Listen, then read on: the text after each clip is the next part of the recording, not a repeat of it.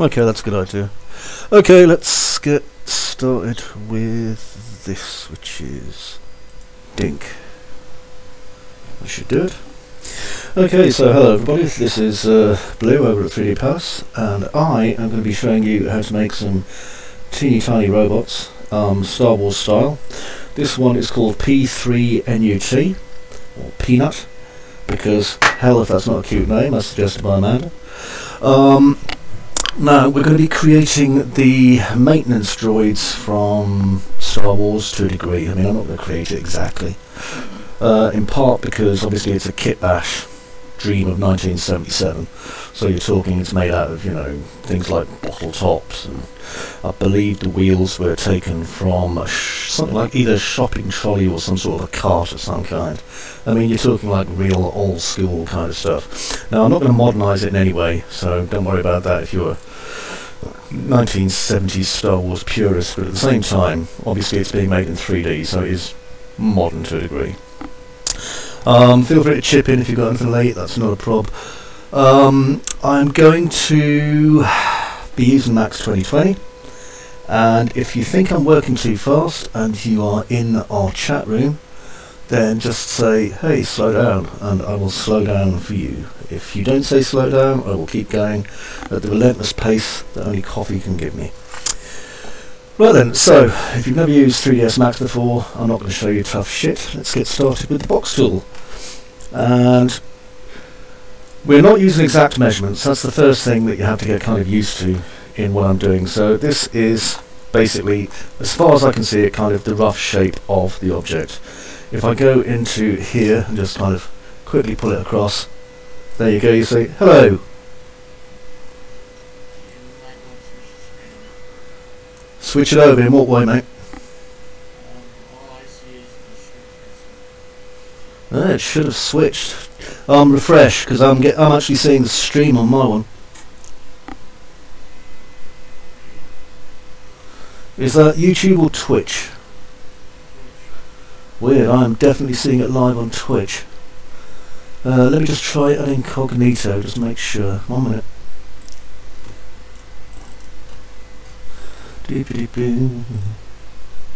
Incognito. Accept. Don't. Show me an advert. Don't like that. 1 second, I'll just let this. Okay, it's just told me someone new's entered the stream as well with a sprinkle noise. No, I'm definitely seeing what mine, dude, so I think you might need to close it and refresh it.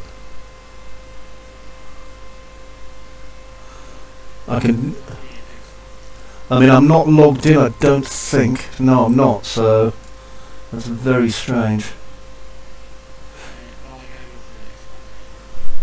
No problem. Okay, I'm going to keep on with what I'm doing anyway. Right, so where the flip was I? Oh yeah. Hang on, completely lost. I forgot what I was modelling now. Right, okay, I need to find my thing. There it is. So, this is Peanut, or will be anyway. I'm going to keep this over here on my other window that you can't see, because that's my secret window. And basically we're going to be able to make this easily enough from a box. That's pretty much what everything is in 3ds Max. And this will get you used to kind of my workflow as well. Like I say, I'm not bothering with sizes or anything. What I'm going to do is just move this to the middle here, just in case I decide that I want to do any symmetry or anything. Hello to the regular members of 3d-palace, if you're going to be there. If you're not, why weren't you there? We trusted you. Okay, so this should already be a poly object. No, it isn't. So right click, and I'm going to convert this to an editable poly. Well, that went wrong immediately. Well done, mate. Right click, convert to editable poly. Okay, now up here, this is the. Basically, it used to be completely useless. They call it the ribbon, even though it looks nothing like a ribbon. You might not see it, but you have to press this little button here that says Show Full Ribbon. Okay, and after about 15 minutes it'll load it up, but it takes a while because Max is heavily optimised. That was satire. On the left here, you might see a thing that lets you browse your hierarchy. If you don't need it, just literally grab this little handle here, Okay, and then click the X, and then it's gone forever. I can't remember how to re-put it back up again, but I never used it in the first place. Okay, let's start with Swift Loop, and I'm going to come down to about here. Okay, so now we have one extra edge running all the way through our model. And if it's not selected already, just double click, and then I'm going to go to my scale tool, and I'm going to scale it out on one axis, like that, and then that axis like that. And as you can see, Peanut is, well, just about finished really. I think we can go home. But if you want to add some more detail to it, let's just grab this little handle here and pull it up. And we're just trying to get roughly what I think the cereal box or whatever the hell it was they made this thing out of, kind of the right size. Okay, that seems about good. Now, you're probably looking at this and going, oh, that's not right. No, that's fine. That just means you're a Star Wars purist. So we're going to double click on that, and I want to just use the old-fashioned chamfer tool, or chamfer if you're my 19-year-old son who doesn't know how to pronounce it. And I'm just going to just chamfer that up like that. Okay, and again I'm doing this by eye. I've got one picture on the other screen. My view is that you should always be able to work from a single reference if possible, because you know what, that's the cheapest way to buy concept art. If you actually buy concept art, one image is a lot cheaper than buying 12 off your concept artist. Okay, same here, and of course if you go on Google Images there's tons of images and they're all lovely and free to look at. Okay, that looks about right.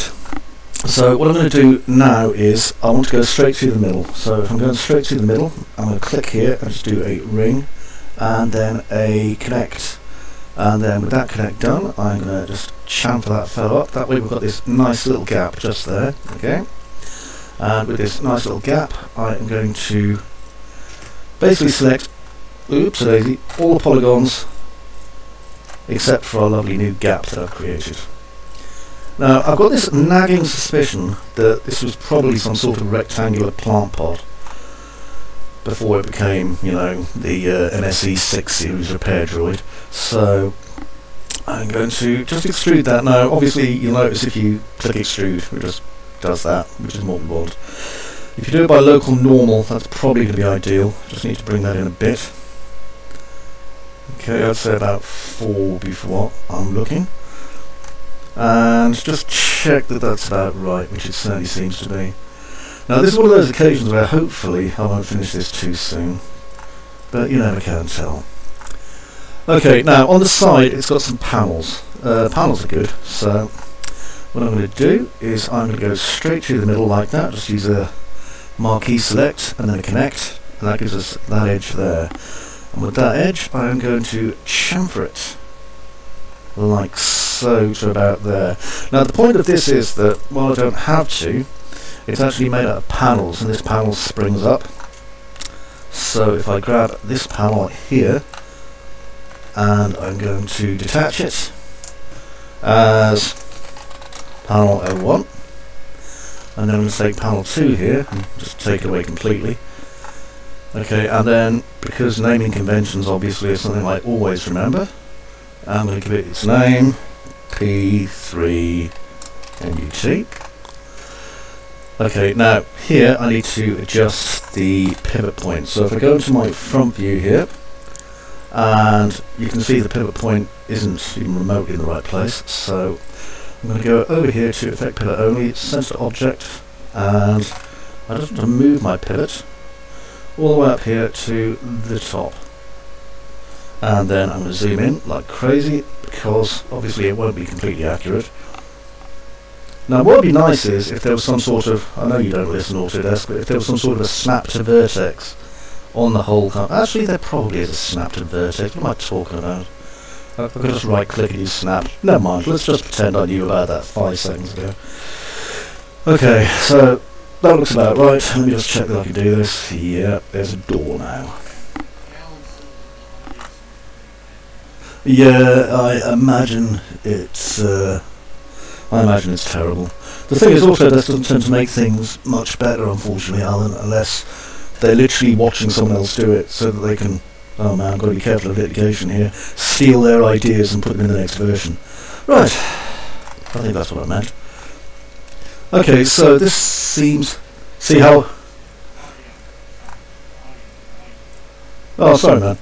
Right, hopefully my audio will pick up a little bit. Okay, we have to make some space in here for the wheels to go in. Now, if we're particularly silly, we'd use a Boolean, but Booleans are a very bad idea in 3D Studio Max. Even the new Boolean system. I mean, it's okay, but it's not great. So, even though we don't really see the underside of our plant pot, what I'm going to do is I'm going to just extrude this up. And I'm going to get rid of that grid because it is causing problems. Has the audio picked up at all?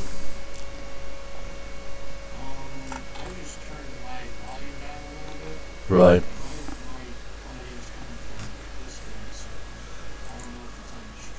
It could be Discord.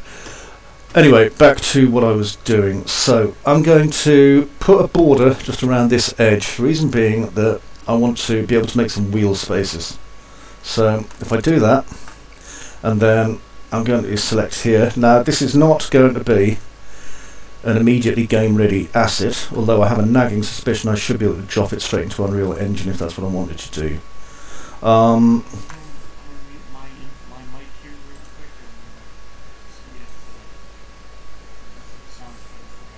No problem. Okay, I'm just going to chamfer this in the meantime, so I'm going to go there. Yeah, that seems okay. Now, you'll notice I'm getting some polygon kind of breaks just here, so I'm going to do a quick Control-A and then a weld, and that should, there we go, it'll just clean it up and get rid of the excess polygons. Now, what I need to do here is, I can either kind of fudge it a bit, which is always good fun, or I could use an inverse of the hinge from edge, and I think I'm probably going to use an inverse hinge from edge, simply because it's a nice option. So I'll do a connect there, and then I'll do the same again just here. Again, apologies if I'm moving a bit fast, and also if I can't see what people are typing as questions, then please get someone to nudge me. Right, so I'm going to, as I usually do, just delete off these. Okay, and you'll notice this may cause us a problem. Okay, in fact, this is going to cause us a massive problem now, I've got to think about it, but never mind.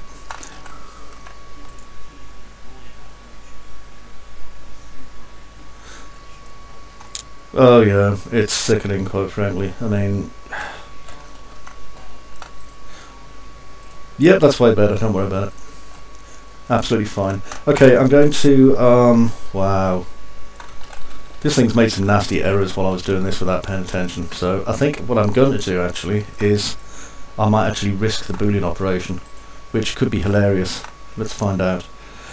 Okay, so I'm going to pull up some cylinders, and I think we should all wish each other luck on this one.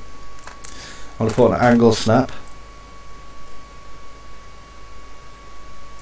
And the reason I'm not doing it that way is because I remembered, of course, this is banked, and so even if I just use what do you call it? Even if I use hinge from edge, we're going to have some problems simply because I'm going to have to bank the hinge from edge in. Anyway, what I'm going to do is just go in there. Sorry, what?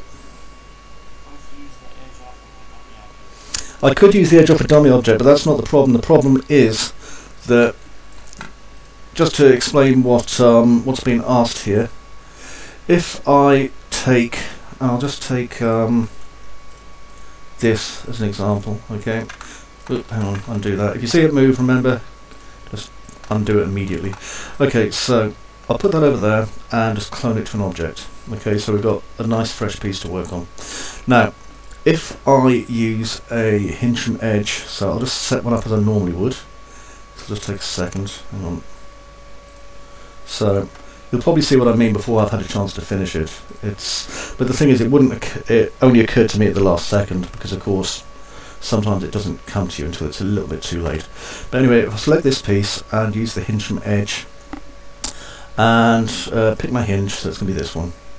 And it's going to be an inverse hinge, so it's 180 degrees, but it's, I completely forgot to put the minus sign in, minus 180 degrees, and let's say 8 sides, okay? Click tick. Now I'll get rid of that, get rid of that. You may be starting to see the problem, but I'll give you a second. This side's fine, okay, I can work this side out without a problem. This side isn't fine. Okay, because the problem is that the actual wheel itself comes out of the side. It's not hidden in a kind of 1970s French car kind of manner by going into the bodywork. It kind of comes out the side here. So I'm going to have to round this still, which means that I may as well just either use a Boolean, or what I could do is just put tons of edges into this and manually move them by viewing it probably from the left hand side. Do you kind of see what I'm saying here? Yeah, I mean, you can do it, but to be honest, if you don't need to, we'll just have a look and see how badly we get tret by Autodesk's flagship Boolean program. So, if I move that to about there, and I'm just going to line these up a little bit, not that it will make that much difference, and I'll make a little copy of it just here. Okay, now I'm just going to quickly check my reference and see if that's how far apart the wheels were. No, actually, they were further forward, so there we go.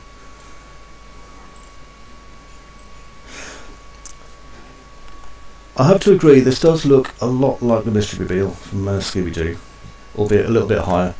Funnily enough, you can tell it's a Ralph McQuarrie kind of thing, because it looks a lot like the Sandcrawler. Now then, the actual wheels themselves, they don't go fully halfway in, they go kind of that far in. It's always important to kind of pay attention to things like that, because obviously it'll give it a slightly higher profile off the ground. Okay, now, let's get ready for the horror. So, if we go over to our compound objects, and we want to use ProBoolean. I don't know why they call it ProBoolean. Start picking, and there. Okay. My god. Right click, convert to editable poly. Well, that was a surprise. Okay, fair enough. Right, now, I can't see too well at the front of our MSE-6, but there is a slight kind of ridge on the underside. I'll come to that in a minute. I think it's time for me to look at the stuff that goes on the door, because obviously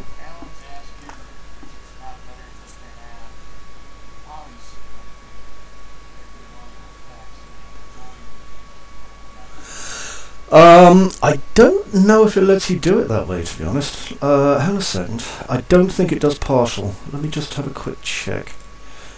Let's just drive this up.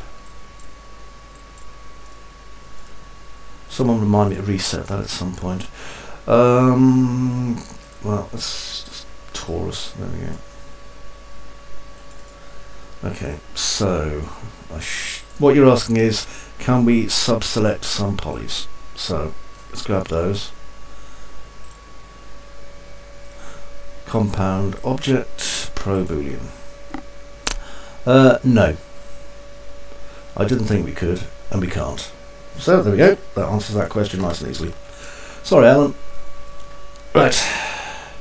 Like I say, I mean, we did have a really good Boolean system coming into 3ds Max 3 versions ago, and it was excellent. It had chisel heads, it had all sorts of things for like building some really complex stuff, and they couldn't get it to work properly, and so they did, you know, they released ProBoolean instead, and that was the point where we all collectively slapped ourselves on the heads and stopped being beta testers.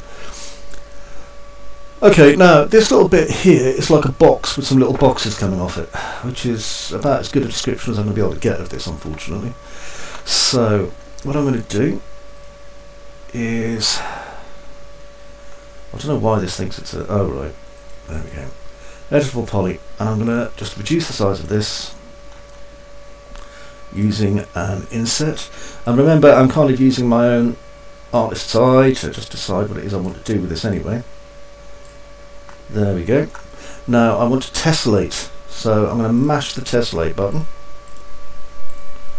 just like that, and I think that should be enough tessellations. And then I'm going to get rid of some of these, so 2, 4, 6, 8, 10, 12, 14, yep, that's fine. So double click that one, that one, that one, and you kind of get the point. I'm just going across doing them all.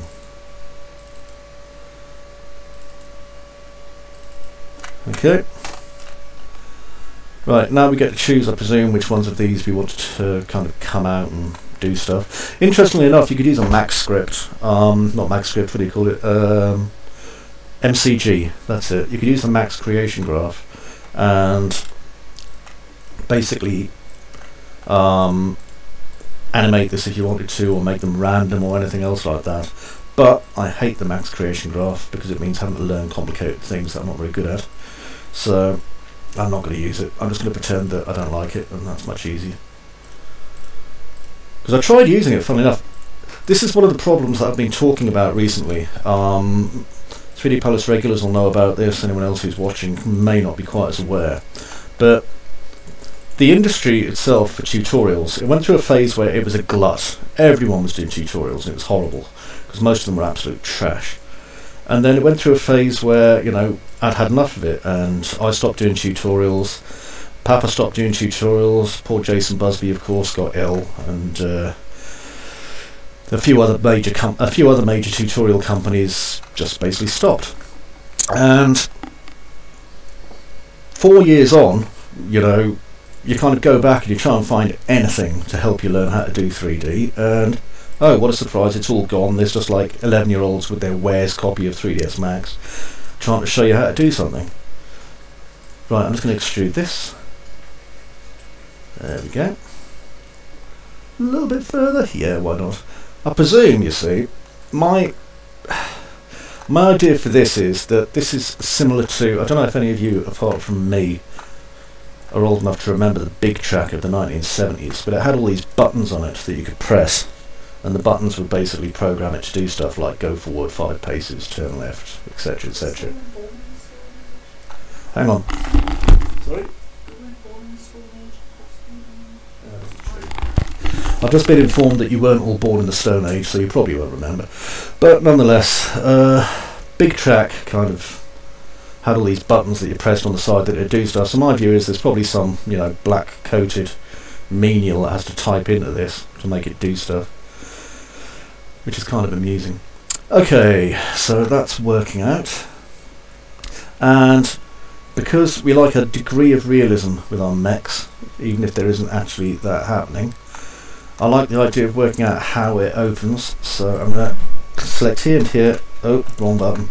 Here and here, and I want to put a swift loop straight across it. About there. Okay, and now what I'm going to do is I'm going to run a connect straight up from here to here and connect. And then inside that I'm going to chamfer. Anything happening in the conversation channel?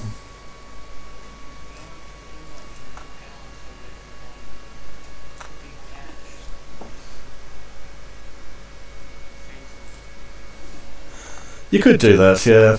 Yeah, you could do that. Again, I mean, it depends. It wasn't a very complicated piece, so we were fairly lucky in that respect. I've noticed 2020 has a lot of things where it kind of does all this breaking of polys when I'm trying to do stuff, which is a teeny weeny bit annoying. Okay, I'm just going to extrude this forward. I mean, you can kind of see it there, and I find it hideously aggravating. Okay, now where this is, I'm going to run a hinge from edge, so hinge from edge. Pick my hinge, and it's going to be that one. And it's going to be 270 degrees, because it doesn't need to be any more than that, really. And let's say, what, 24, 6, 18, there we go. Hey, that worked. Okay then, that's cool. And I'll keep that rear polygon on. Right, so where this god-awful bent polygon thing at the side here is going on, which I'm feeling very, very unhappy about. Again, this is something that I've noticed recently. We've started getting this kind of weird polygon junk turning up. I'm going to do a connect and just run it from here to here. Not connect, sorry, a bridge. So I'm going to run it from here over to here. Okay, and that kind of fixes that straight away.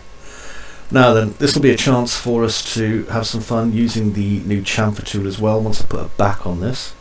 So I can't have this, funnily enough, going straight back as if it was by normal anyway, so that kind of works out okay for us. If I just, oops, there we go, right click out a bridge. If I just select here and then bring it straight back in, like that. Okay, and then what I can do is just cap off that side, and that gives us a fairly thick piece to work from. Yeah, that's okay. Okay, is my audio back yet? Testing, testing, testing. Can you hear me?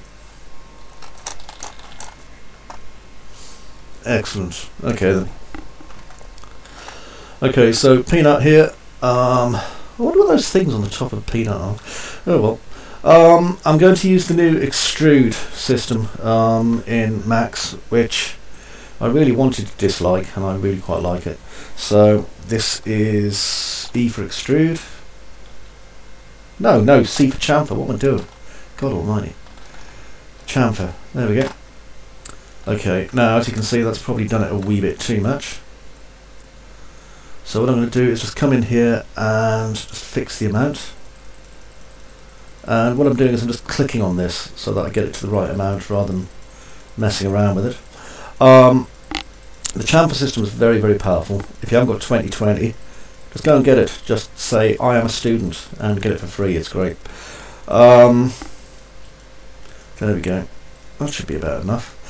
Now, I don't want it to chamfer every goddamn edge, but it isn't if you look. It's kind of smart in the way that it picks what your edges are, but it is worth having a check of your mesh just to make sure it hasn't done anything silly to it.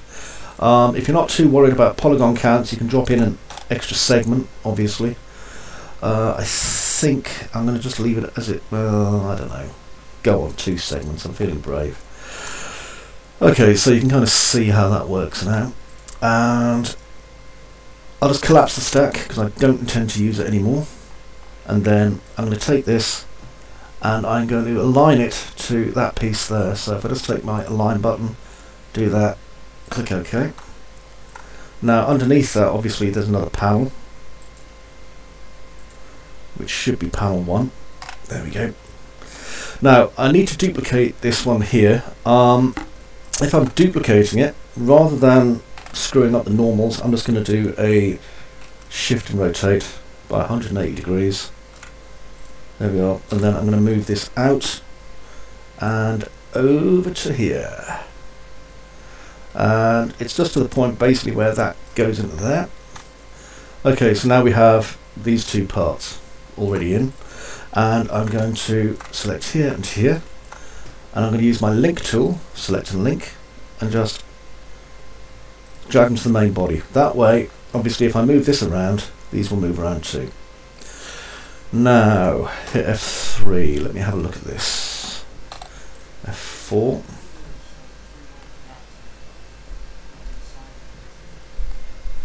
Which 3 white dots? This.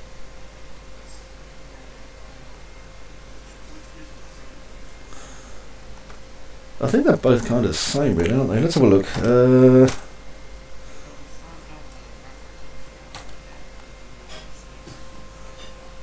It's a little bit more swept in than the back is it? So the front has more of an incline. Okay, thanks for that. Hang on. That's okay. We should be able to fix that without ruining the model, so that's good news. Let's have a look. If I just go in here, as you'll see, we don't have enough polygons that we're going to ruin anything.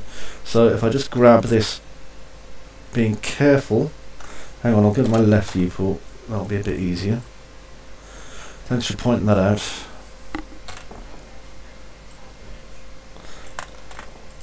Probably. Oh, up there. It depends. You reckon they're oh yeah, you're right. They're not equidistant. Hang on then. Okay, so like that. Excellent. That makes things a bit easier. Now we know where the front is.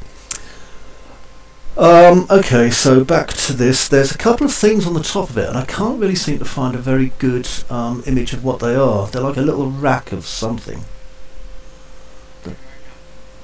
Yeah, send one over, man. You don't share screen, just throw the URL into the chat. It looks like a load of tubes on a rack.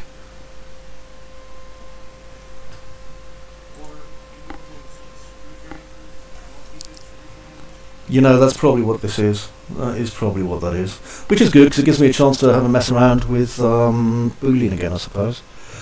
Okay, well, hang fire. While you're digging that out, what I'm going to do... Oh, thank you. Okay, hang on.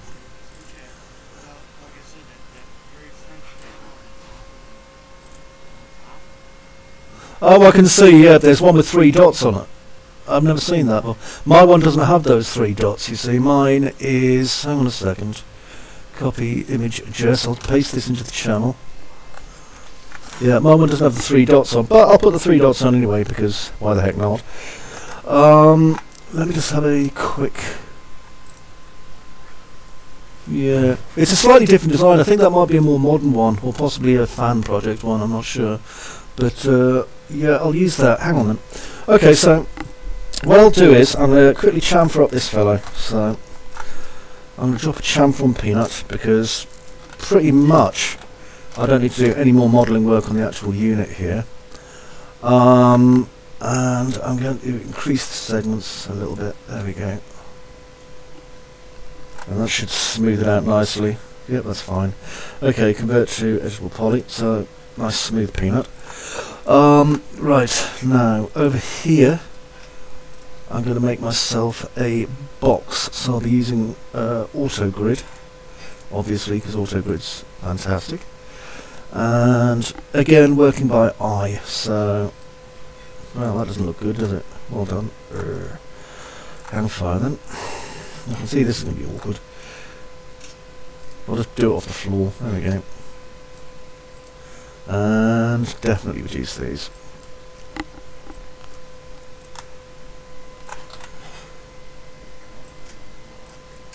What's that? Yeah, my auto grid was way off, unfortunately, so that's why I'm doing it the long way. May as well. Okay. I don't really worry so much about getting the proportions and the sizes right straight away, as you know. It's more a case of kind of doing it on the fly.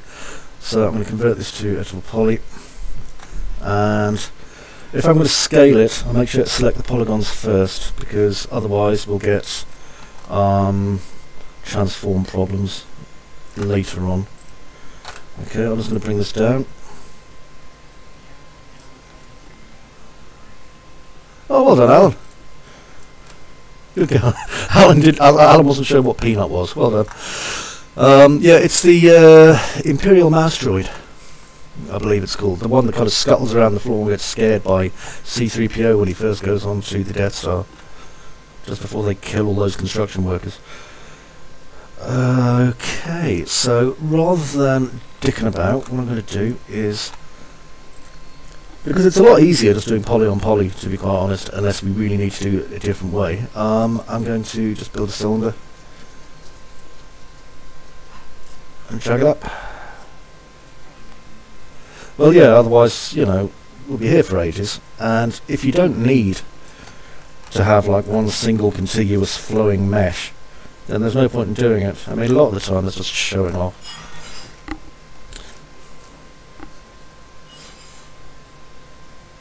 What, the tops and bottoms?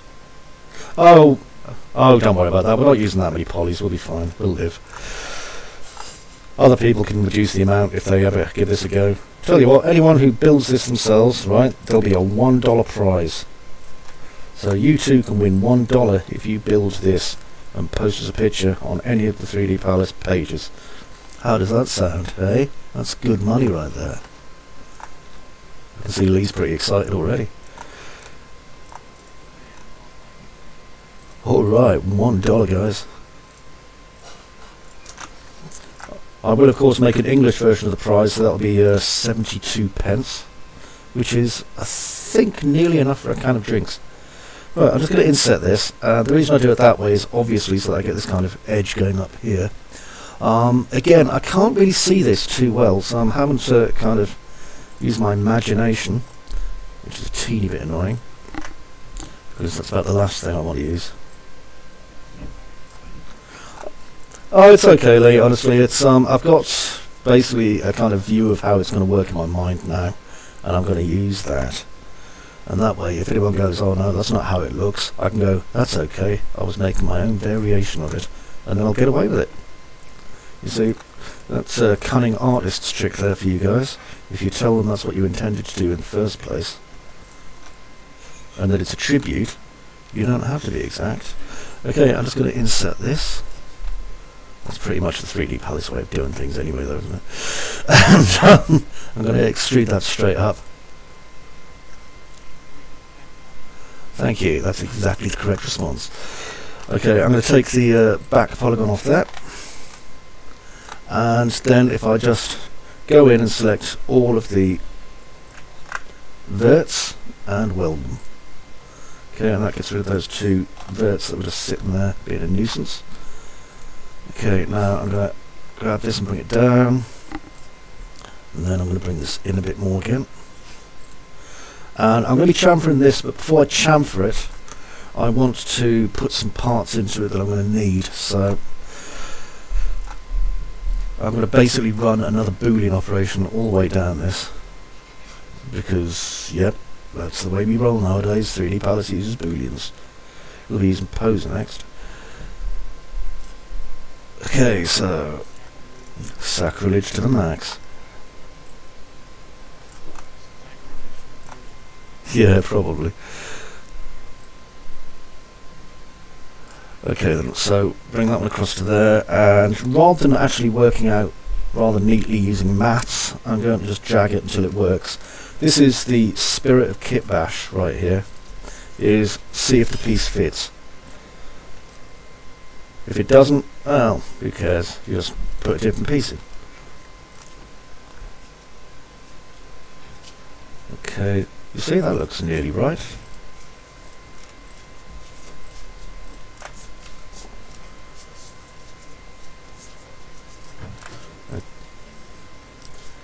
Okay, and I'm making a copy of that. Right, so I'm going to now select this, which is our main piece, convert to editable polygon. And I'm going to use the attach tool. That's right. Don't worry, haven't forgotten. Oop, hang on, attach the wrong piece. Everything has a reason. And I can't believe I'm doing this twice in one tutorial. There we go.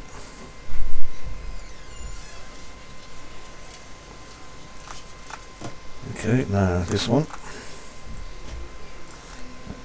Okay, now you said basically they're kind of Phillips heads, which makes sense, I suppose, when I come to think of it. So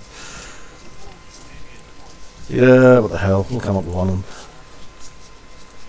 That's okay. I can kind of work it out. So I'm going to go down here, and yeah, that's what I'm thinking. Got you. Yeah, it's like an old-fashioned Phillips. So I'm just putting some, no, just putting some shape in this.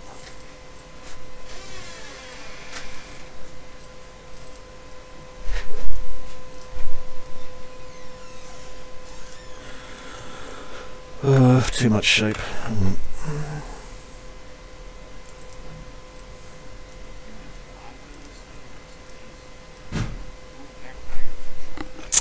Yeah, I think that's just for the remote control. The wheels were identical in the original kind of cinematic version, I think, so we should be good. Okay, I'm just gonna... Yeah, I think we should be okay. Okay then, now, because I haven't actually measured this properly in the slightest, of course, let's have a look at my top viewport. Yep, so this ain't going to work very well for me at all, sadly, but we'll pretend it does. So that one and that one, that one and that one. Actually, what am I doing? I've got Boolean tool which I can use to ruin my model. Oh, I keep forgetting. Now that 3ds Max Boolean works perfectly just as it was planned to, I can just create some cutter objects. Right, so I'm going to grab that. And what I'm going to do is I'm going to obviously duplicate this 4 times. So 1, 2, 3, 4. Try and leave the gap kind of even between them. And I think with luck we should be able to completely ruin the model. Okay, now I'm going to use the attach tool, so convert to editable poly, and we're going to attach 1, 2, 3, there we go. And then I can just slide this over. And in my top viewport I need to kind of line this up a bit. In the words of Britain's favourite jailed Australian comedian, can you tell what it is yet? That's right, it's his daughter's best friend. There we go. Okay, so I'm going to attach an not an extrude, a chamfer to that. And I just want to reduce the amount of the chamfer. But I'm going to increase the number of segments just a little bit.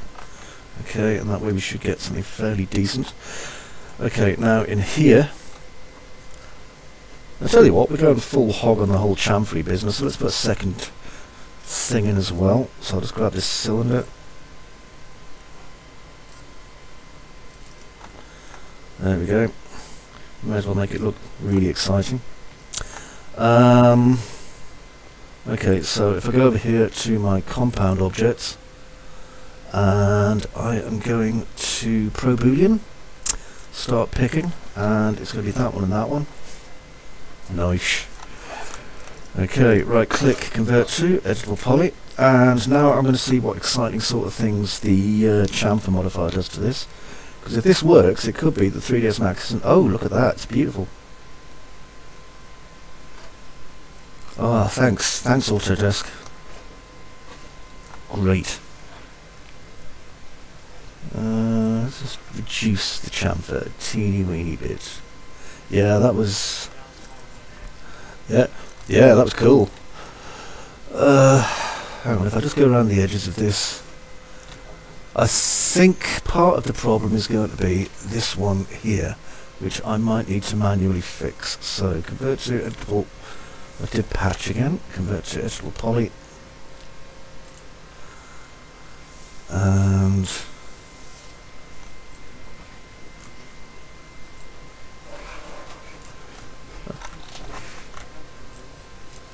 yeah, that's what I'm going to do. If I can just, there we go, that's, wow, that's still broken, hang on. That's really damaged, like quite impressively so actually. However, the other sides aren't impressively damaged, so that's good. Okay, let's go in here and see if I can fix it.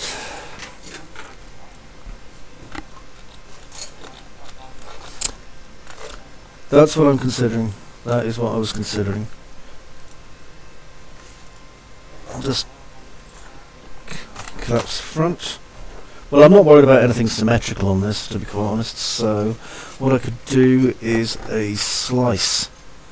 So if I just control select everything and go to our tools that are very rarely used option. Here we are, slice plane. Now if I use the angle, there we are, and in my top view, for whatever reason, I'm not entirely sure it's straight. That's good news. Okay, I'm going to click slice, get rid of half of this. Because let's face it, it's still quicker than doing it manually. If I can ever stop slice playing. Yeah, not the broken one. I hear that. Okay, delete. Right. Ah, nice. That seems to have worked. Okay, so I shall symmetry it.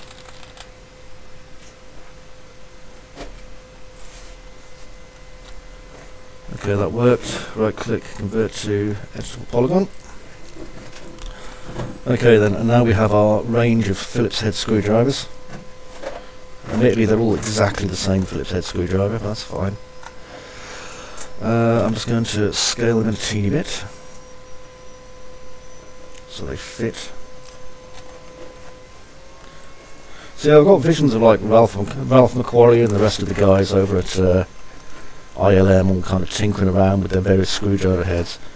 And I remember seeing an interview once with, I think it was I don't know if anyone remembers that film. It was about kind of an undersea monster that looked like, it was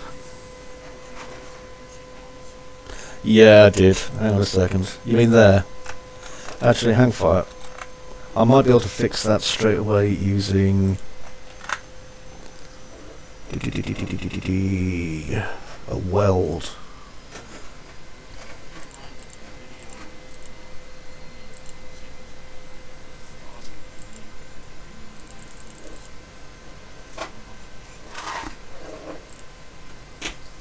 I just want to see if I can fix this. 0.01. No, I'm not going to be able to fix that without doing it manually. Let me have a look inside. Yeah, I see where the problem is, just here. Okay, well that's okay. I'll just fix these manually, because why the heck should I? So that one, that one, that one, and that one. And if you get this problem yourself, the easiest way to fix it is you need to grab the cut tool and then run, after you've deleted the offending edges, just run new edges like that. A lot of it's a bit like untangling a ball of wool, really. You know, it seems a lot more difficult than it actually is. Admittedly, you can also cheat, like you cheat with untangling a ball of wool, where you just break the ball of wool and knot the two ends together again. Okay, so I'll now get rid of these not so great edges. So I'll just zoom in on them, which is quite hard because Max doesn't want to. My problem being that I've set my scale so small that I can't actually zoom in properly. Hang on, there we go.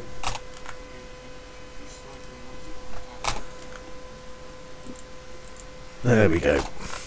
Okay, now if you see, I've got another 2 left to do, and it looks like there's something at the bottom that has a bit of space in it, so let's just get rid of these, because I think it was easier getting rid of the edges first. Okay, and backspace, and then I'll just do a cut into that again. Interestingly, if you start using 3ds Max 2020 and you haven't been using Max for a while, something to look out for in the Edit Poly panel is that, I don't know why, but it kind of really messes around with the Edit Poly panel quite a lot. Undo that. In that kind of, you get tools where you don't need them, especially things like your smoothing groups and your material IDs and stuff. So it's really worth kind of having a look at those. Okay, I am going to not do that because it's silly. You can see I've got verts where I don't need them now. So Max has really made a bit of a mess of this, hasn't it? Yeah, we all bloody... This is what happens when you start using booleans and thinking they're doing okay. It's like, no, they're not. Okay, that's a bit better. Now, I've got a piece down here that will almost certainly need fixing. Interestingly enough, this isn't too hard to fix. What I'll do is I'll just grab this one and this one and just collapse them. Or not. Okay, it doesn't want to be collapsed. Fair enough. Booleans. Autodesk's had so many opportunities to improve their booleans. I used to be worried about saying horrible things about Autodesk, but frankly everyone does. Let's just turkey shoot.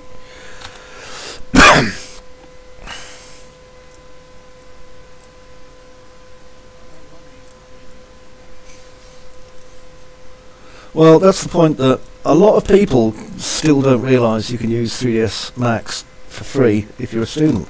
And when it comes down to it, what kind of student? Anyone's a student. If you're watching this tutorial, you are a student. And as such, if you go to students.autodesk.com, collapse, you can say to them, you know, I am a student. And when it comes down to putting in what the school is, schools aren't listed. Or rather, they are listed, but, you know, if you just type in 3d-palace as your school, it'll go, oh, that's fine. And then you get a lovely license of 3ds Max and every other piece of software that they make for the next 4 years, free of charge. So there you go, there's a handy dandy little tip. And like I say, anyone qualifies as being a student if you're still learning. You can't use this for commercial use. I mean, that's a dick move. You can't go, oh, you know, I'm now a freelancer. But it'll give you the chance to learn how to use it, and basically to get up to a good enough standard that you can afford the £300 per month subscription fee that they charge for their flagship product. They bundle with a load of stuff that you don't need. Okay, so we have done that. I'm going to unhide all and imagine that I tidied my model even more, even though I didn't, because I'm not spending all day doing this. It was Boolean, what do you expect? Remember, you can win that $1 though. So if you want to win $1, which you can use to buy, or 77 pence, yes. If you want to win $1, then you know all you have to do is build one of these beautiful peanut robots, and if you're the first one to build one that looks absolutely fantastic, then you will win a whole $1. What would you spend your $1 on, people in the live chat, if you were lucky enough to win a 3d-palace shiny $1? What would you spend your fabulous riches on? What would you spend yours on? There you go. Amanda says she would spend it on another one of my amazing tutorials, and that's good value right there. Yep, well no, that's not what I charge for the tutorials, sweetheart, but yeah. Well, I think that's how much I earn from the tutorials. Well, that's how much I earn, I think, from Udemy, who sells my tutorials for whatever they feel like, and then, you know, keeps most of the money, because Udemy are thieves, allegedly. To be fair, as soon as you put anything on the internet, it's gone. So come on, Alan, what would you buy? What would you buy for that $1? I know you're out there listening before you go back to working on a warship. What would you purchase? I know you're sitting there, eagerly banging away at making this. I'm going to chamfer this.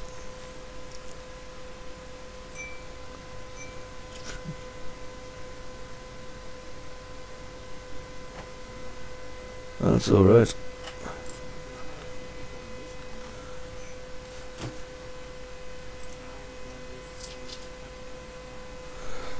Yeah, that sounds about right.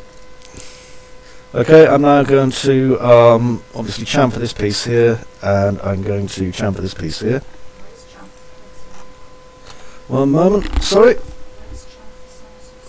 I don't know why chamfer sounds so silly. If anyone has a suggestion for what we should rename chamfer, yeah, NURBS is even sillier. You're not wrong there. If anyone has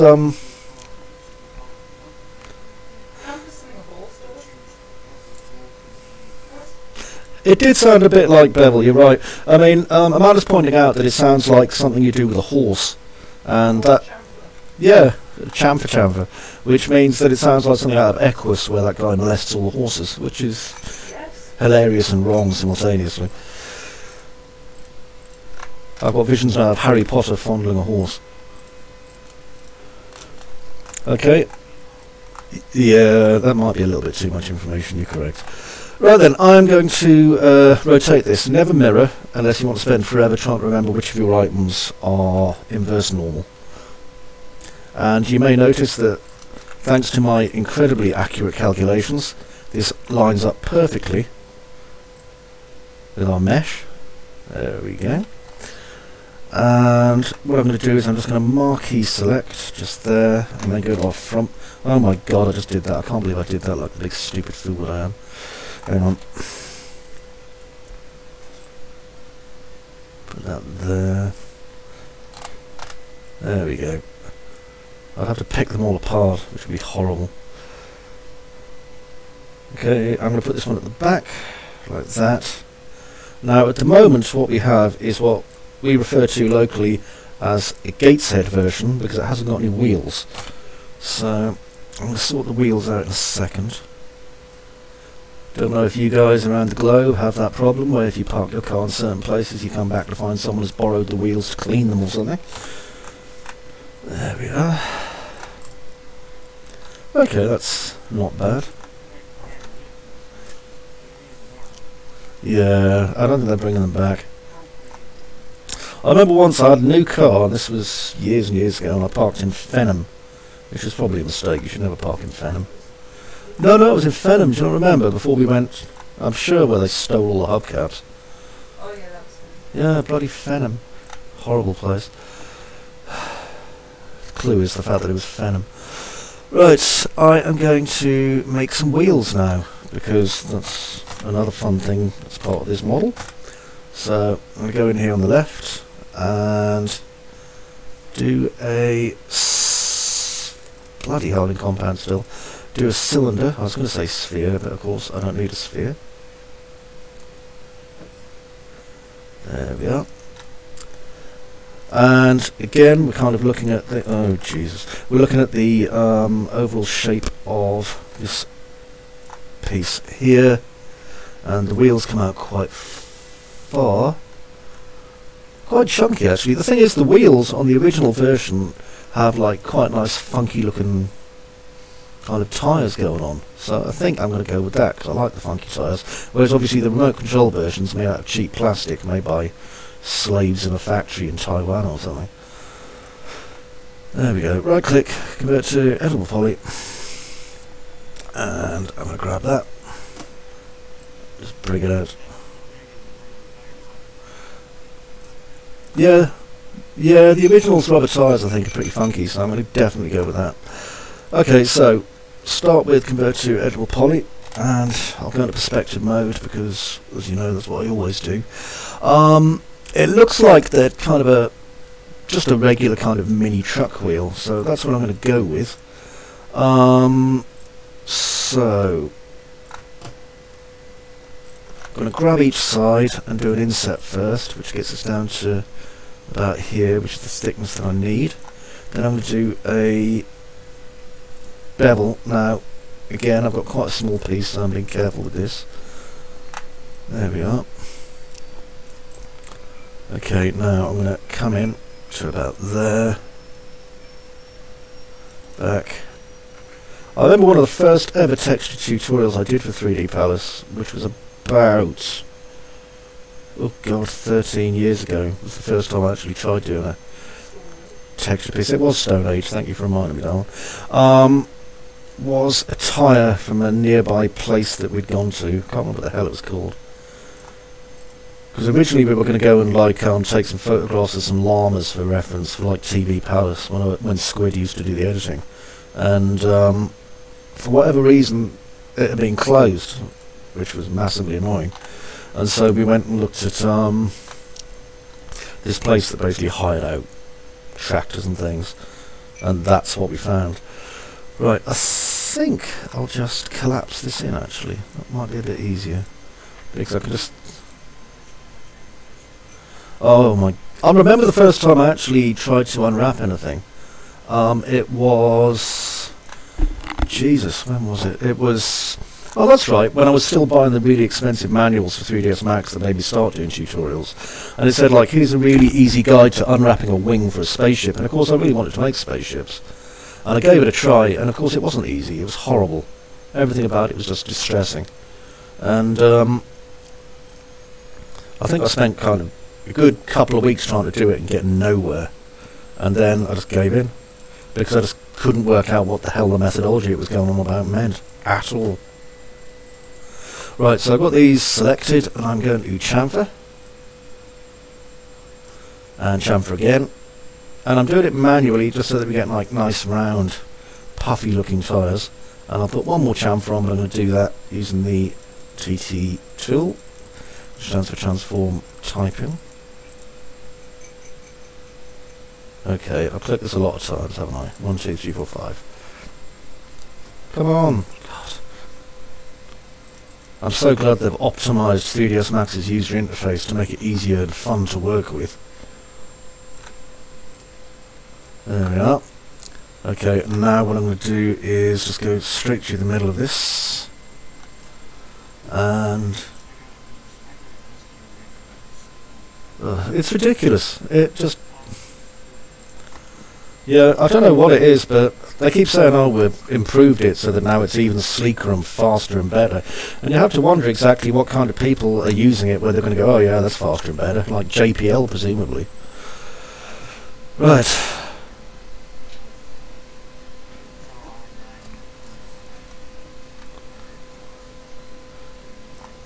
The problem with that is that, I mean, I chat quite regularly to Pete Pedro, and I mean, he's got like some absolutely amazing rigs that he works his stuff on over at Masuka, or Matuka, I can never remember how it's pronounced, and he says like it drags like crazy for him too, you know, which is just ridiculous.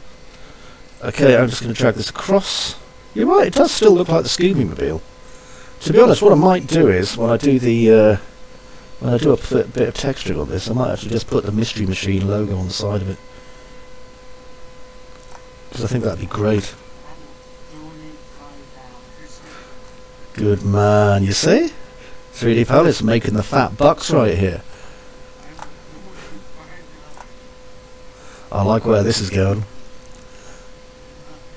Okie dokie, challenge accepted. Right then, I am going to just drag that across and just get this to kind of the right length.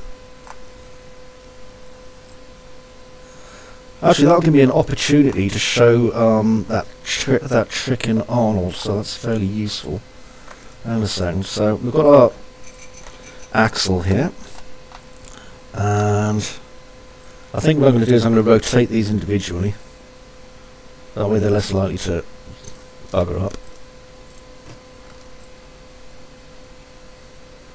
There we go. That's cool.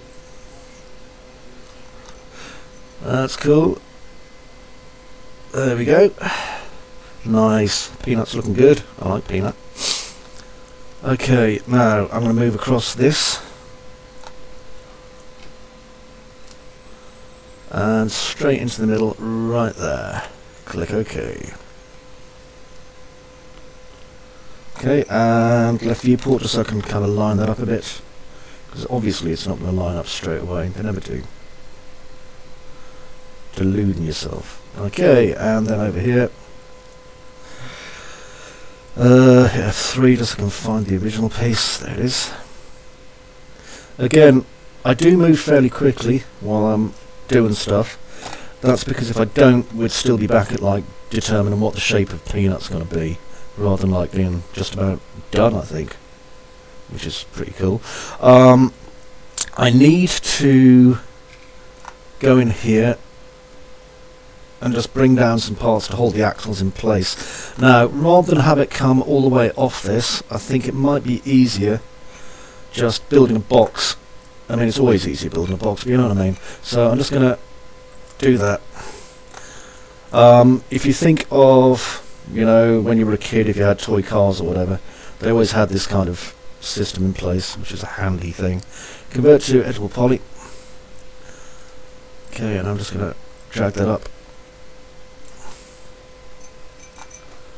And I'll move that across to there.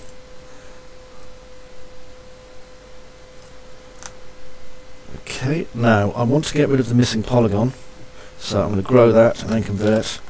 Sorry, Control I and then delete, and that'll get rid of that. And then I'm going to Control I just to select all of my edges, and I'm going to chamfer it using 3ds Max's original OG chamfer tool. Let's have a look. There is echo in the sound. There probably is. There probably is. And Wadney's getting wider. Okay, I'm going to rotate this little fella.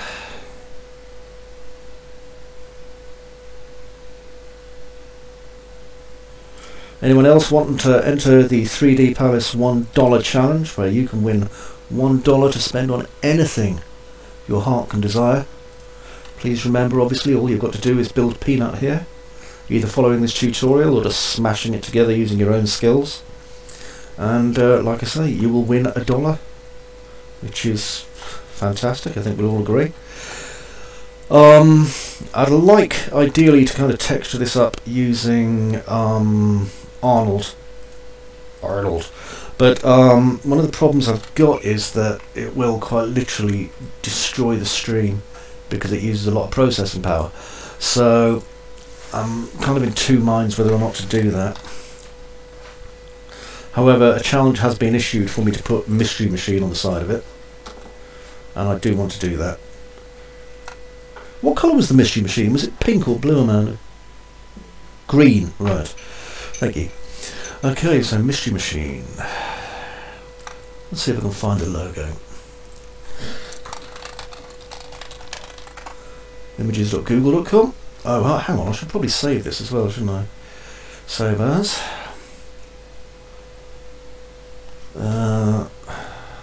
Come on. This PC, off to the warehouse, development, new folder, P3 NUT. Great name.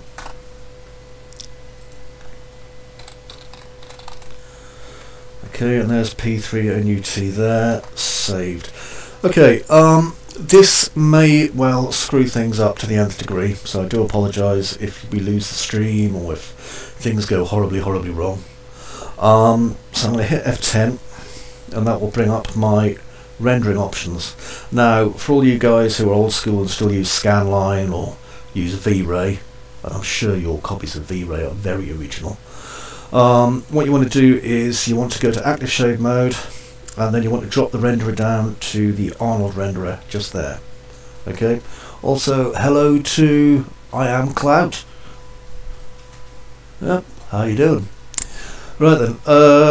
So I'm going to go to my system, and I'm going to change bucket scanning to random. I'm not going to change my bucket size, but I am going to change auto detect threads to -2. The reason for that is because obviously with me streaming I want at least 2 of my threads to remain active, otherwise my processor will use all of its spare time trying to do this and die. Welcome back. Right, so with Arnold set up, pardon? Yes, I saw that. Hello, Ironcloud. Right then, I'm going to hit M for material. And there we go. Now, if you don't see this material editor, it's because you're using the compact. We want to be using Slate material editor. And what I'm going to do is, again, if someone could keep an eye out, just tell me. Leebles, you tell me if the thing drops. Okay, now I have a couple of different materials here that I've already made that are, well, they're going to be quite intensive on our system, let's just say, but it could be worth using. So I'm going to pull my non-worn rubber down. There we go, and I am going to, yeah, is it skipping? Yeah, it's going to skip, trust me. Yeah, it hates this so much, it really does. Okay, I'm going to, where is it? Hide the child tree. Okay, now, I'm really wary of doing this because I know it's going to literally kill the system. But I want to kind of put Arnold in. Okay, now, I'm going to apply this to my model, my 4 wheels that I've selected, and that'll give me some lovely rubber. Let me know as soon as the audio immediately stops and we get kicked out. Okay, now for the side piece here, I was going to use my really complicated material that I built, but I think that would be just foolish. So I'm going to build a material just for this. So I'm just going to clear everything off, and this will give you a little bit of a primer into how to use Arnold. Lovely Arnold. So I'm going to make a physical material and just drag it out like that, and then under my base color map I am going to, once I've assigned this to everything, so I'll just deselect the wheels because the wheels are obviously that lovely rubber that I just created. Lovely rubber. There we go. And I'll assign that to the selection. Okay, now under the actual base color map here I can use a triplanar in a mix, so that's what I'm going to do. So what I'm going to do is apply it as a layer, and that's layer RGBA, and that allows me to basically layer materials on top of each other, and I'm going to drop that into my base color map. Now there's a very good chance that everyone's going to vanish off my stream because I'm about to do a teeny tiny render. Output size is going to be HD TV, 480 by 270. Okay, everyone, start your prayers. It is Palm Sunday.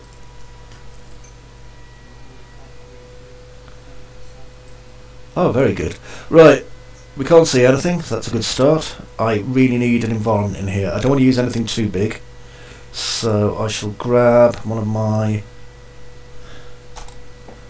smallest HDR maps.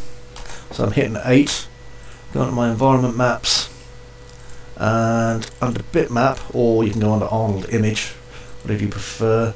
I want to go to my, oh, don't want to go to that one, that'd be a bad idea. Right, in here, in the old development library, I have a 3d-palace folder, and many years ago I bought all these HDRIs for sponsor members, but realised they didn't really care, so... Anyway, I'm going to use Platts low, and that'll just give us a very basic lighting setup, and it won't occupy about 2 gigs like the HDRI I normally use does. So just give it a minute. Yeah, hopefully that will come soon, and that will be cool. Right, so there we go, that made a big difference, as you can see. We now have this beautifully lit model. Look at that, it's literally like you're there in Star Wars, I think we'll all agree. Okay, I'm going to do a triplanar. Right, people were asking me about the triplanar, so I drop a triplanar map in, and I'll just link that straight to input 1. And then under the input for that, I want an Arnold image. So, there we go, image. And then inside this, if I just double click on it, I've got a few different images to choose from, so I'm going to go down to my warehouse where I store stuff. There's my materials library, and I should have a kind of a stripped metal. Here we are, basic metal coat stripped. Yeah, that's the one. Okay, so I'll grab the diffuse on that and just drag it into my input slot, and I'll just check to see if the layer is causing a problem. Actually, I think it's this physical material causing the problem. I'm going to change it to a standard.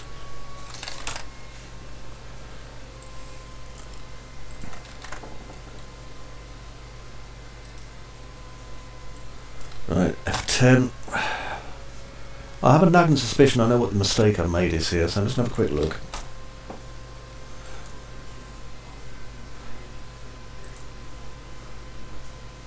Yeah, hang on a second, I just want to find the... yep, Arnold's set up on this, so that's fine. Okay, so it's a black material, you can tell that already. I just wanted to make sure that was okay. Base colour, triplanar, mix... You can see this is going to be awkward. I'm not even sure why it's playing up like this. It shouldn't. Just one moment.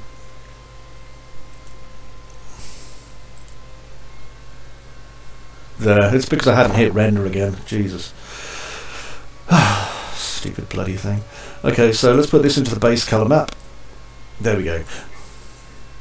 That's okay. Right, so what I've done is I've thrown this triplanar into the base colour map. Okay, so you can see now that this is the metal material that I created. You can't see it too well, unfortunately, simply because obviously I've only got a tiny preview, but this is an actual metal texture. Thrown into the image slot, and then it's automatically mapped onto the object using the triplanar, so it's mapping it from the top, bottom and sides, and then using basically kind of a buffer. Now, like I said before, I did want to use a mix on this, so I don't know whether to use a mix or layers. I think I'll use layers actually. Again, that works pretty much like any layer system does, so if you use Photoshop. So I'll throw an input on there, and then throw that on there, and as you can see it still looks the same. Okay. Now the benefit of this is that we can now use kind of a mix function on here, or we can just use like standard operations like multiply and stuff like that. So what I'll do now is find the Mystery Machine logo. Oh, there it is. Oh, it's even got transparency on. Life does not get any better than that. Okay, I'm going to quickly save image as... I know you can't see it, but that's because this is full of copyrighted images on images.google.com that you can't have. And also because I can't be asked to move the image across to the other monitor. Okay, I've got that. So, images. Here we are. So I'm going to drag that in so I know where it is. And in here, if I just get on my desktop, there's the Mystery Machine logo just waiting to be used. Right, so how to project this onto your model. What I'm going to do is just minimise that, and definitely minimise that. Okay, and I'm going to get a camera. Now, the Mystery Machine logo always goes on the back from what I can remember. So, if I get my camera tool and I want a free camera using AutoGrid, I'm just going to smack it onto there, and then I can just pull it back, and you can see it's projecting it straight onto the side of this. Okay, now if I just, oops daisy, if I just grab this by the correct handle and move it up so that it's kind of level, I'm sure you can hear my hovercraft busy there, doing whatever the heck it was doing, destroying things. That is what my computer sounds like when it's busy, by the way, just in case you were wondering.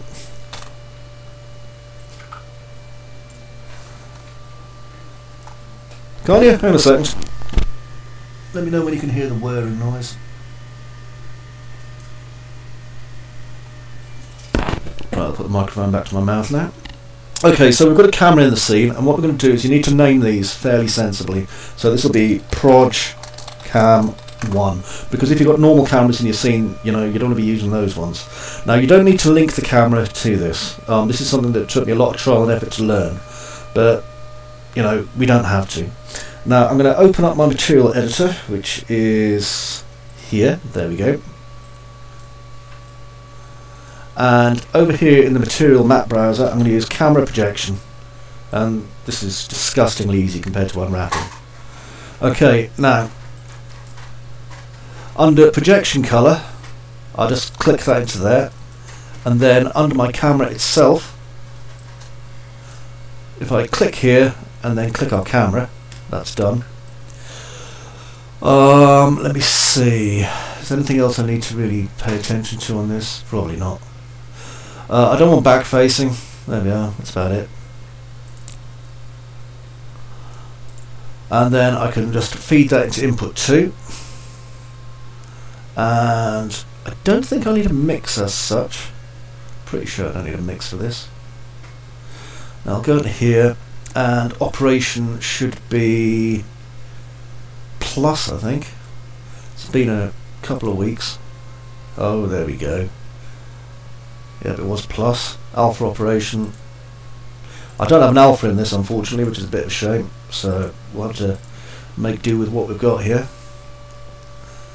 But if you were using one that had a pre-multiplied alpha, or if you were using one where it had an invisible background, or whatever the hell you want to call them, I can never remember. So I'll also change the name of this to logo, and the name of this to material. There we are. That way I can always keep an eye on what these are. And if I go down to my Arnold Renderer, I should be able to open my environment settings. Yep, I've got that right.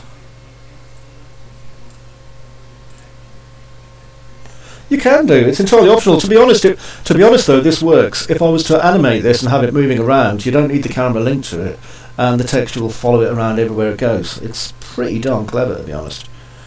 I mean, I never realised like quite how powerful Arnold is, simply because it's not documented properly at all.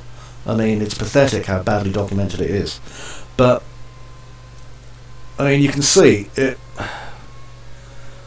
Obviously, it's picked up the texture just fine. It's picked everything up just fine, to be quite honest.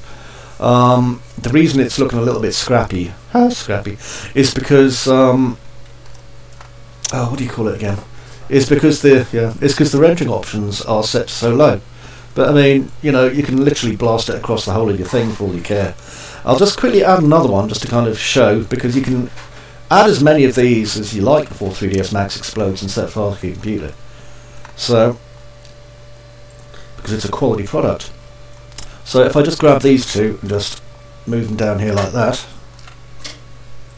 and then in my second one I'll just pull one of the ones I did for the China robot, Gypsy Widow, which you'll be able to buy soon from Winged Fox? I can't remember, I think it's called Winged Fox in Chinese. Surprisingly nice, better people to work for than any bloody British company I've worked for, which is distressing. Anyway,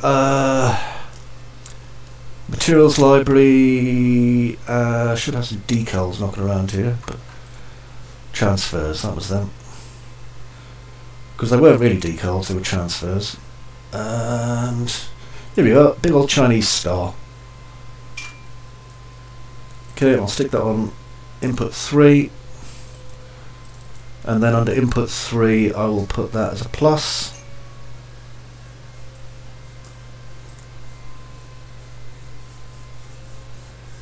And then wonder why it's not appeared yet. Hang on a second, did that work?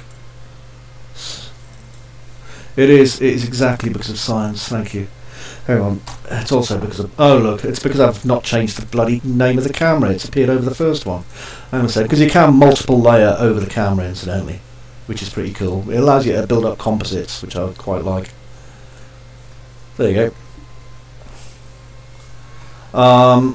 So, again, just to kind of show you, we can move this out and that will change and adapt, obviously, the size of our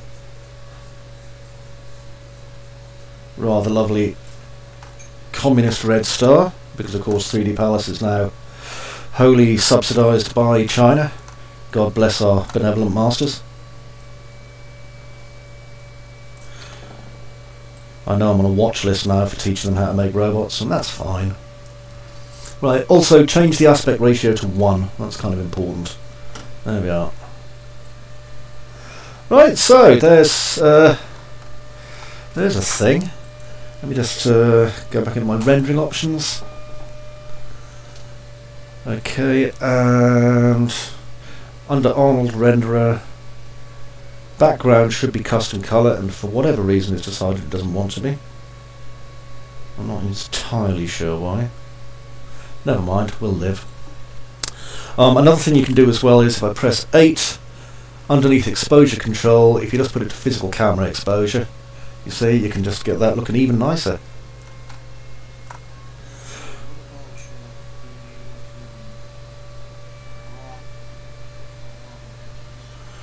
Oh, what, if you want to wrap that around an edge?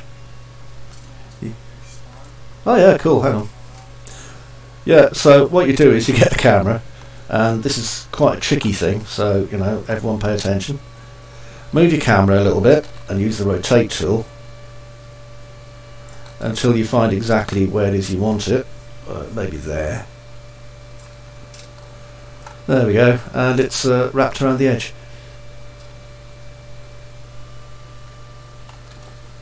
That's literally how difficult it is. And the good thing is, obviously, I mean, I know that you're all looking at this, I know you're looking at this, it's kind of a think of all the decals you can have on all your spaceships now. This also works for emissive, so if this was a window, you've suddenly got emissive windows. Does that sound useful? Yes. Okay, so I have moved. It works great with displacement maps. I'm not going to do it simply because it would knock off the recording system, unfortunately. We'd be sat here. Well, I'd be sat here talking to nobody. However, it works great with that, really, really well. I'm just going to put a ground underneath this because I do think things benefit from having some ground, and I'm going to stick the rubber on. Because stick the rubber on. Stick the rubber on the feet here. Well, wheels, whatever. I fully agree, but you know, then we'd never have learned from all our mistakes. Okay, so here we are. Worn rubber physical. That's quite a decent little material. I made that for the lovely Chinese folk. And just apply that to there. There we go. Now we have black wheels. And what I could do, I mean, it can be as complicated as you want. I've got, you know, all sorts of layers of procedural complexity that I can apply to this. I'm obviously choosing not to simply because I don't want this to crash and burn. But Arnold has some incredibly complex, fun stuff we can do with it. Hopefully next week I'll be well past the stage where I've finished a build of my replacement machine, and I will be able to do some of this, which will be fantastic. Because I think a lot of people are going to be absolutely freaked out by how powerful Arnold is compared to the stuff what you have to pay quite a lot of money for. One moment. Oh, good thinking.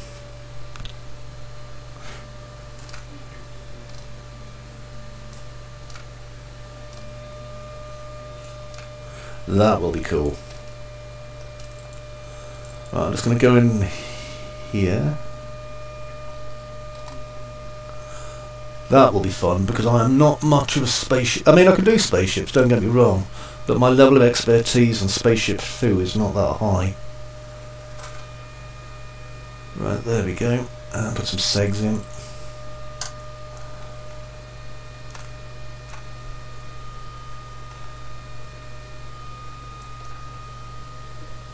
There we go. That's not bad for a complete end-to-end, is it? No, I'm quite cheered with that. One of the things, just as a pointer, that you can do is you can use the camera. If you're using camera projection, you can choose to have it project on the front or the back or on both simultaneously. So that's kind of handy. The only problem is, of course, with the camera that because the beam increases in size, obviously, as it goes out, the size on the other side is going to be much larger than it would be for the one on this side. But I mean, aside from that, it's, you know, fine and dandy. I think one thing I may do is just make slightly darker the material, because it is a little bit light coming through. Oh yeah, you see, this is something I kind of want to point out to people who are watching this. You can see already you're kind of looking at this Arnold graph and your eyes start to glaze a little bit because you think, oh my god, look at that, that's horrible. But to be honest, this is simple. I mean, I used to look at these and my eyes used to glaze over. But in actual fact, we've only got one material here going into the base colour map. Okay, and that's the triplanar. And the rest of it's just mix, you know. I'll just close that off. There we are. And I'm just going to use my dropper. There we go. So you can see, it's just one, it's the layer, then you've got the triplanar, and then you've got the two cameras. There's nothing complicated going into this. What I could do, I suppose, is I could do a... If I want to darken this, which I really do actually, I'll do a multiply and stick it there. And then I just stick this in as my first input, and then colour, which I have to spell the American way because Autodesk, and I'll stick that there. I hear that, comrade. Right then, plug that in there, and you can see, I mean, I've got a nice kind of tint of colour now that I'm using with the mix. But it's kind of handy if I want to, you know, darken it up and stuff like that. I can. Admittedly, I probably don't want to make it whatever the hell colour that is. But there we go. Yeah, there we go, that's a bit better. Right, so I'm going to probably sort out a full-sized colour render of this fellow in my own spare time. If there's anyone left in the channel who hasn't dropped out, fallen asleep or died of narcolepsy, please feel free to ask any questions over the next 3 minutes, and then I'm done.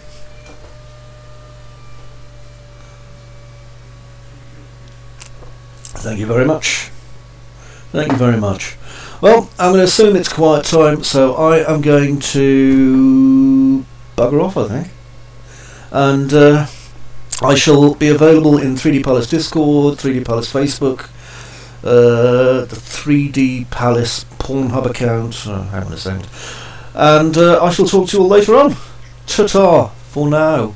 Hang on, where's the stop this thing button? Bye.